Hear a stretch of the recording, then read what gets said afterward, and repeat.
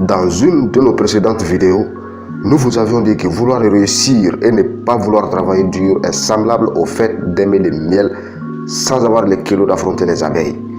Mais si vous avez lu un livre tel que Réfléchissez et devenez riche de Napoléon Hill, vous vous rendez certainement compte que le travail dur en lui seul ne vous apportera pas le succès. Alors le but de cette vidéo, c'est de vous faire savoir la chose la plus importante que vous devez combiner au travail dur pour pouvoir réussir. Parce que si vous travaillez dur uniquement, vous travaillerez finalement dans le vide et vous n'atteindrez pas le niveau de succès que vous souhaitez. Autour de vous, vous avez tous certainement vu des personnes qui travaillent comme des malades, mais qui n'ont jamais réussi.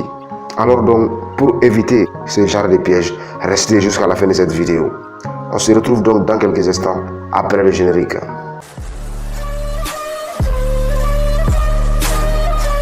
Salut à toi et bienvenue à nouveau sur CR Plus 223, votre chaîne de motivation, de développement personnel et gestion de finances personnelles.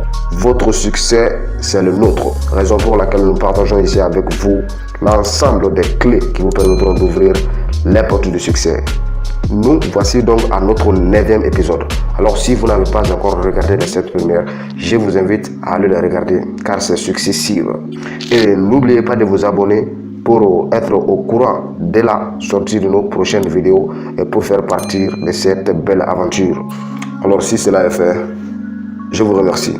On attaque donc notre sujet du jour. Il faut savoir que Napoléon Hill, dans son célèbre ouvrage Réfléchissez et devenez riche, a dit que si vous pensez que seul le dur labeur vous rendra riche, détrompez-vous, car ce n'est pas le cas. Et il a raison lorsqu'il a dit cela, puisqu'on voit la preuve autour de nous, avec tous ces gens qui travaillent comme des malades, mais qui ne réussissent pas pourtant.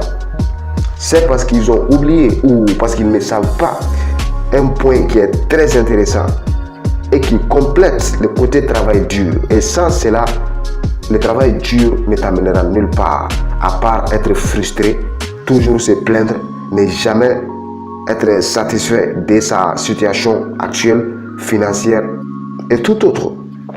Il faut savoir d'abord que quand on parle de succès, on ne peut mesurer les gens en mètres ou en kilos, ou encore d'après le nombre de leurs diplômes ou de leur historique familial.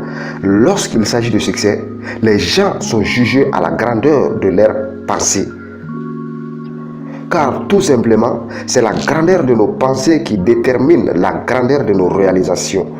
Alors donc, voyez grande. Si vous voulez réaliser de grandes choses, voyez assez grande et vous vivrez dans la prospérité. Le succès n'est pas déterminé par notre quotient intellectuel, mais plutôt par l'ampleur de nos pensées.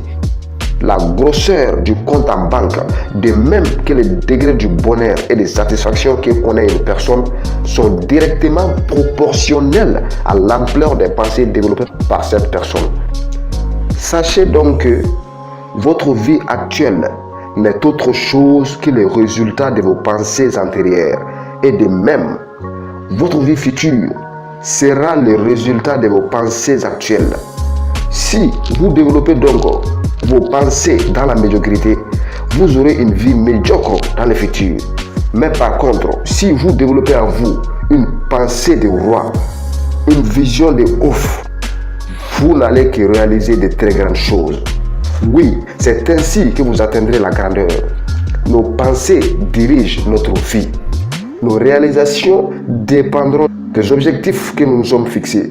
Alors, si vous vous fixez un objectif mesquin, c'est sûr, vous n'allez pas pouvoir réaliser de grandes choses. Mais par contre, si vous vous fixez des objectifs assez grands, vous allez certainement réaliser de grandes choses.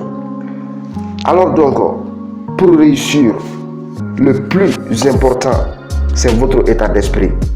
Le travail dur sans un bon état d'esprit ne résoudra pas le problème. Il faut donc adopter un bon état d'esprit et travailler dur en ce sens. Et travailler dur en ce sens, comment? Il faut faire quelque chose par laquelle on est passionné. Vous ne pouvez pas travailler dur sur quelque chose que vous n'aimez pas. Un travail qui ne vous passionne pas. Voilà comme la plupart des salariés qui travaillent souvent durs, mais ils ne sont pas passionnés par leur travail dans la plupart des cas. C'est des gens qui travaillent par peur pour pouvoir subvenir à leurs besoins, pouvoir payer leurs factures à la fin du mois.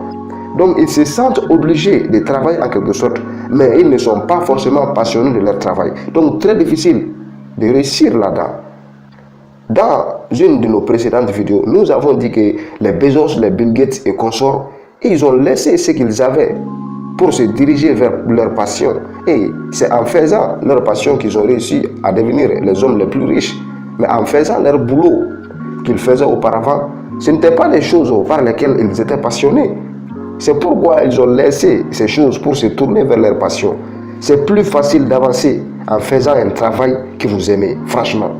Ça sera très difficile pour vous de réussir en faisant quelque chose que vous n'aimez pas. Donc, commencez par trouver votre passion, ayez de grandes visions et travaillez en ce sens. Parce que vous savez, la puissance avec la grande vision est que le cerveau humain ne fait pas de différence entre quelque chose que vous imaginez intensément et quelque chose de réel. C'est la raison pour laquelle on dit que tout ce que l'esprit imagine ou peut voir, l'esprit peut l'attirer vers lui. C'est-à-dire que si vous parvenez à créer une image dans votre esprit, vous pouvez le réaliser dans le monde réel. Et ce n'est pas des choses qu'on raconte juste comme ça, c'est des choses qui ont fait leur preuve.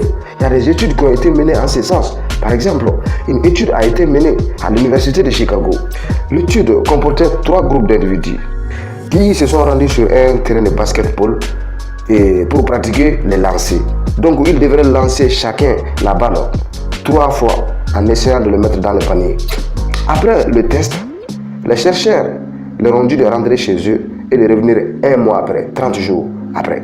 Mais dans ces 30 jours, on a demandé au premier groupe de continuer à pratiquer le lancer, de venir chaque jour sur ce terrain de basketball et de pratiquer le lancer pendant 1 heure, chaque jour jusqu'au 31e jour. Au deuxième groupe, il leur a été dit de ne pas pratiquer de basket, de ne même pas se rendre sur le terrain, mais par contre, ils devraient se le jouer dans leur esprit. C'est-à-dire, ils devraient s'asseoir chaque jour pendant 1 heure en train de s'imaginer jouer au basket. S'imaginer avec une balle dans leurs mains et en train de lancer dans les paniers. Et au troisième groupe, on leur a dit de ne rien faire du tout.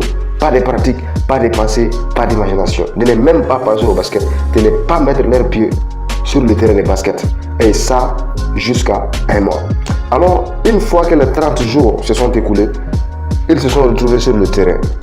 Et après le test à nouveau, c'est-à-dire après que chacun ait pratiqué leur lancer à 3 coups, les chercheurs ont vu que le premier groupe qui avait pratiqué le lancer pendant 1 mois avait fait une amélioration de 24%. Quant au troisième groupe, qui n'ont fait aucun entraînement et qui n'ont même pas pensé au basket, ils n'ont fait aucun progrès, aucune amélioration. Pas de pratique, pas d'amélioration. Et plus on pratique, plus on s'améliore. Mais ce qui a été étonnant dans cette étude, c'est le deuxième groupe.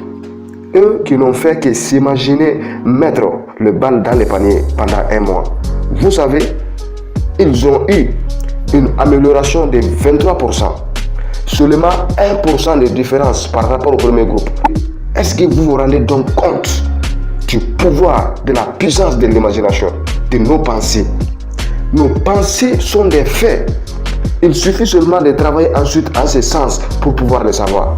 Imaginez avec ce test, ceux qui n'ont fait qu'imaginer, penser seulement au basket, en se voyant lancer la balle dans le panier, ils ont eu à peu près le même résultat que ceux qui s'étaient pratiqués pendant 1 mois.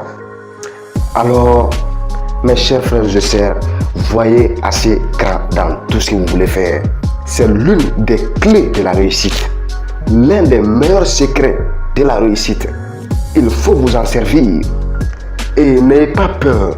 N'ayez pas peur de voir grand, de vous fixer de grands objectifs, pas peur de ne pas pouvoir les atteindre. On a dit que l'histoire a prouvé que ceux qui osent imaginer l'impossible sont ceux qui réussissent à dépasser toutes les limitations humaines. Croyez en vous, croyez en votre capacité de réussir. Voyez aussi grand que vous pouvez. Toute personne qui voit assez grande que toi te dépassera certainement dans la vie. souvenez-vous-en. Voyez grand et vous réaliserez de grandes choses. Nous voici donc à la fin de cette vidéo. Si vous l'avez aimé, n'hésitez pas à la liker. On se dit à la prochaine vidéo. Prenez bien soin de vous et ciao ciao.